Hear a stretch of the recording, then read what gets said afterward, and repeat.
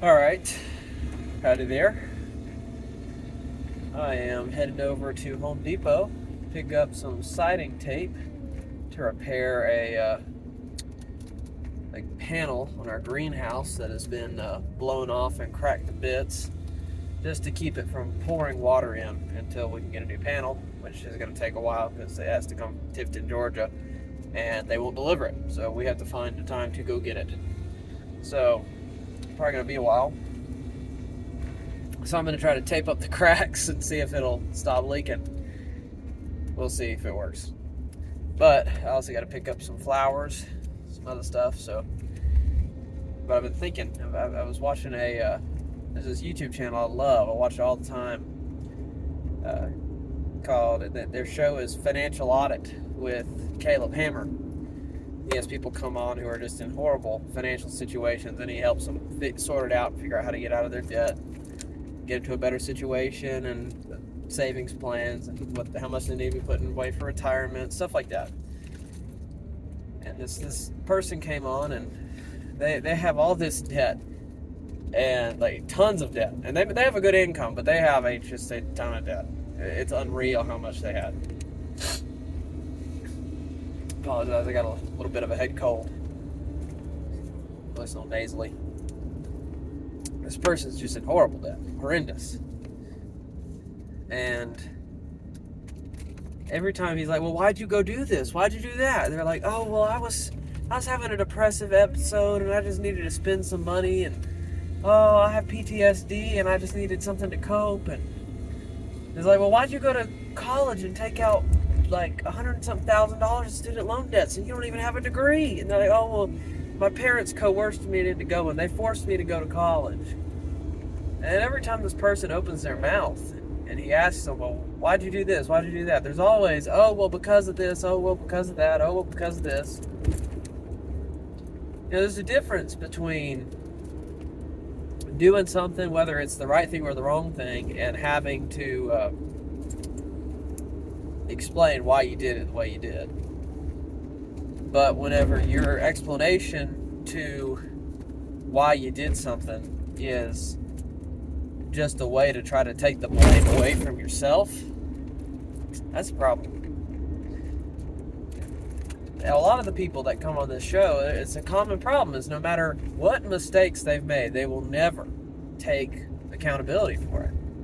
That's something I try to do. When I make a mistake, I'll take accountability for it. I'll say, "That's my fault. I should have done a better job. I should have paid attention." That's what I try to do.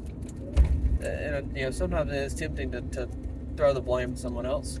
But if I know it's something that I messed up, I don't mind taking the responsibility for it. But these people, they come on the show, and every single problem in their life, it's somebody else's fault. It's never their own. There's always a long story about how, "Oh, well, I didn't mean to do that. It was not my fault. Somebody made me, or I was tricked, or whatever it was." And that's a really easy state of mind to get in, to not want to take responsibility for your actions. But it's a really scary place to be. Because this is how I think about it. Every time you encounter a problem in your life, it can be caused by one or two things. It can be caused by somebody else, or it can be caused by yourself. Well, I should say somebody or something else or yourself. It could just be, a random event of nature. So I guess a better way to say that would be an external problem or an internal problem. Something that has happened to you or something that you have done. So you have these two different types of problems. External problems are not your fault. You can't do it. You couldn't have done anything to stop it. Let's put it that way. You couldn't have done anything to stop it from being a problem. But internal problems you cause by your own actions. So it's very tempting to want to view every external problem as external. I mean, not every. Let me rephrase it. It's very tempting to want to view every internal problem as external, so you don't have to be blamed for it, because it's very difficult to take that responsibility for some people. But there's a problem with that. Because you see these people that come on the show that blame everything on others. They're all horribly depressed. They hate their lives. And deep down they hate themselves, but they try to find reasons to blame it on others rather than their own actions. And the reason for that is because whenever you create the reality in your mind that nothing is your fault, everything is the fault of the people around you, what does that tell you? What does that tell your subconscious mind? It tells your subconscious mind that the world is a cruel, unforgiving, and unwinnable place to live. It tells your subconscious mind that no matter what you do, you can't succeed because everything is out to get you. That is dangerous for yourself and for the people in your life around you. Would you rather live in a reality where everything that is wrong with the world is because the world is fundamentally flawed and against you? Or would you rather live in a reality where the world is not skewed towards good or bad, but it is the decisions of the people that inhabit it that skew it in either way? And the problems in your life, which, truthfully, usually are your own fault. You need to recognize that. Because there's, in those two realities, well, in one reality, the world is at fault. You can't do anything. You can't change the world. That's impossible. You'll never do it. You could dedicate your entire life to changing the world, and chances are you'll do nothing. That is a burden of reality that you cannot carry. You can't carry the burden of the whole world. We're not Jesus. Jesus could, but we can't carry the burden of the whole world. We're not perfect. But you can carry the burden of your own life. Would you rather have to try to change the world, or would you rather try to change yourself? Because I can tell you what, I can't change the world. I never will. I'm going to try, but I never will. But I can change myself. And I can look at myself and think, I can do better than what I'm doing.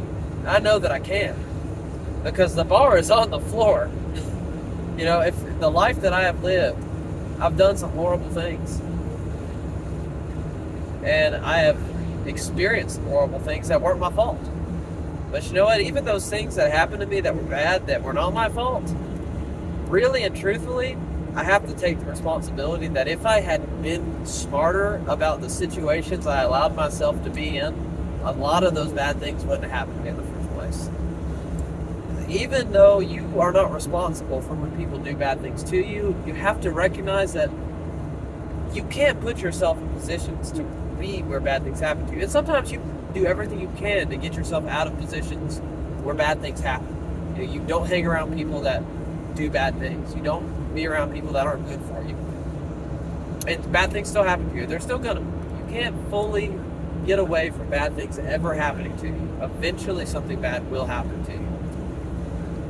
But you can get yourself in positions where it's less likely.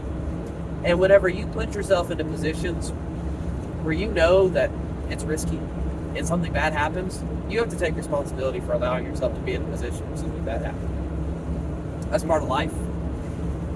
If you cannot recognize that some situations that you put yourself into are going to lead to you doing something wrong, or somebody doing something wrong to you, you need to learn how to get yourself out of those situations.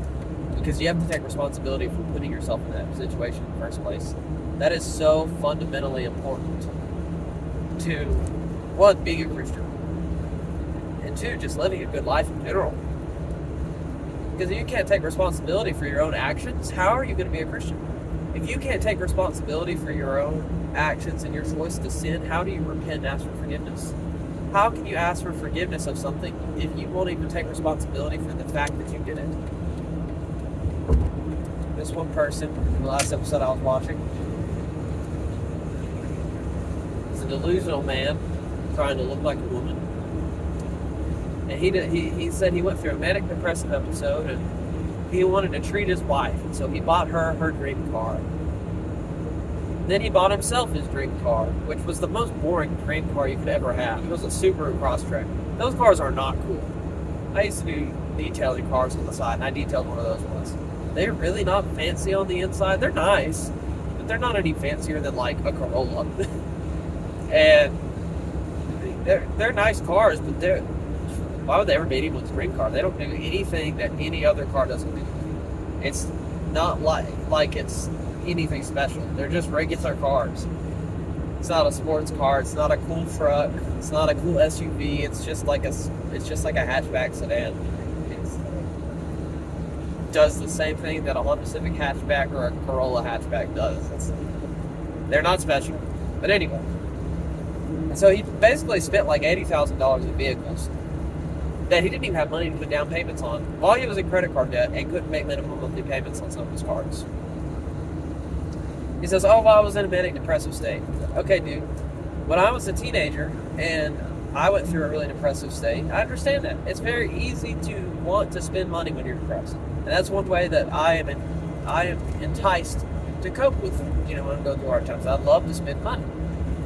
But when I was 16 or 17 or 18 and bad stuff happened in my life, I broke up with a girl that I thought I was going to marry. Thought I was in love with her. I was an idiot. Biggest bullet I've ever dodged.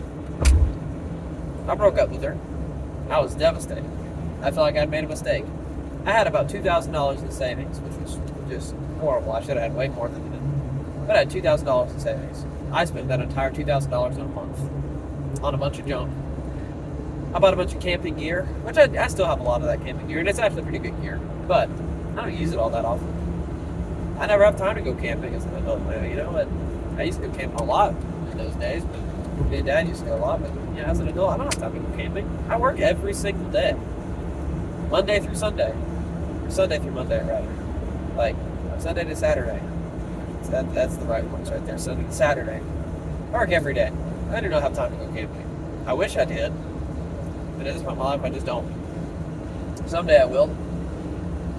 But I spent all that money on garbage. Whenever you're 16, 17, 18 years old, it's okay to make those mistakes. But when you're 30 years old and you have 4 children and a wife, it is not okay to allow your depression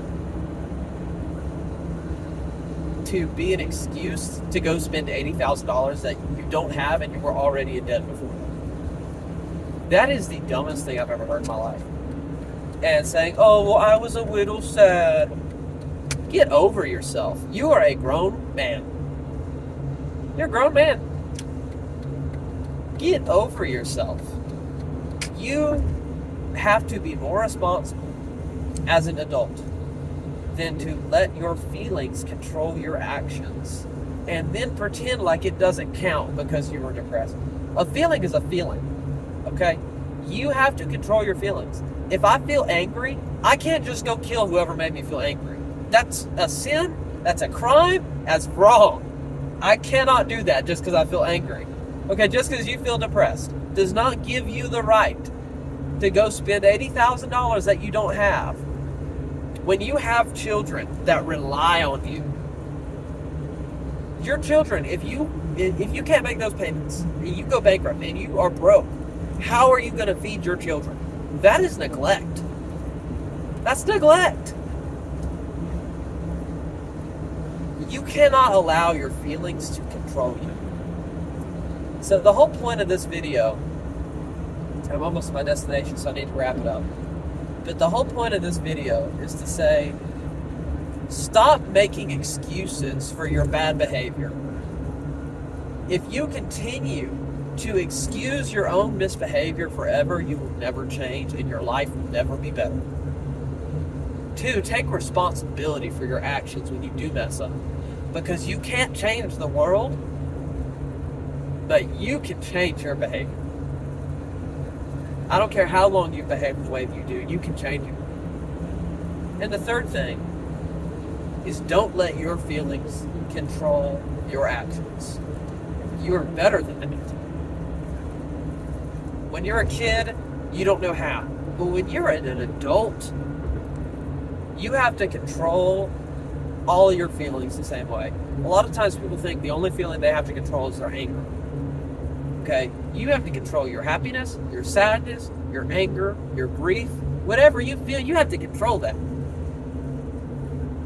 If you can't control your depression, what are you going to do? Are you going to be like this stupid person that went out and spent $80,000 on a vehicle because they felt sad?